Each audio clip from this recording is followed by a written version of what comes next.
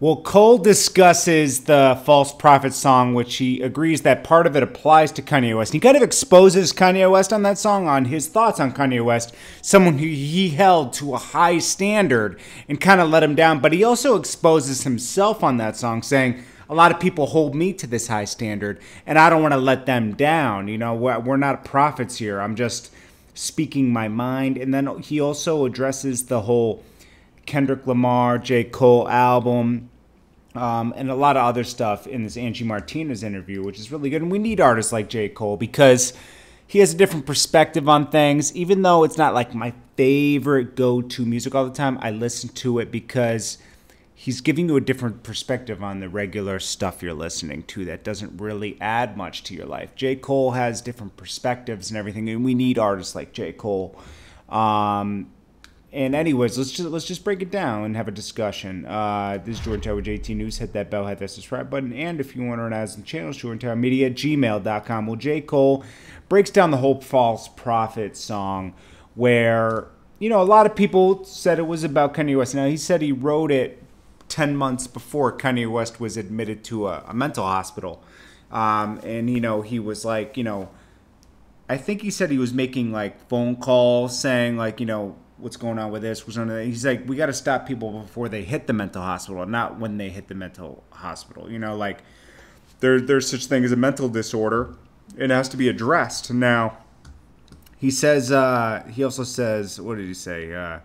Damn, he said, I want to get on. First, let's just address this. He says, the Kendrick and Cole album might not happen because he said, we were just playing around for a few songs and I don't want to, you know, let the fans down. Not because it's never going to happen, just because, like, not right now it's not going to happen. I don't like teasing or playing a game with people. It's been going on for a minute, so I don't want to, like, you know, tease people with that. Then he also talks about this phone call he had with Kanye West where he kind of apologized for the record because, you know, that made him feel a certain type of way. And I told him that he said that he felt like Kanye used his name for conversation and everything. And Kanye said, yo, I want you to hold me accountable, keep me in check, say whatever you got to say. I need that. I feed off that.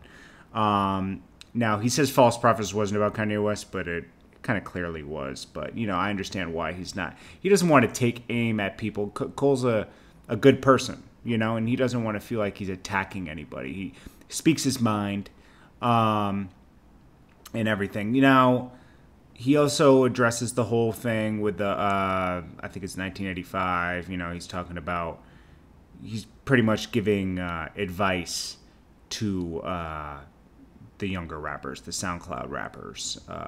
So, you know, J. Cole always keeps an open perspective. He also said that, you know, like I said, he said he exposed himself on false prophets as well, where he's saying that he thinks he can top his old shit. Now, in the first verse, it seems like he's going at Kanye, where he says, I'm playing your old shit because I know you won't top it. Your ego's in charge. Basically saying he's falling apart.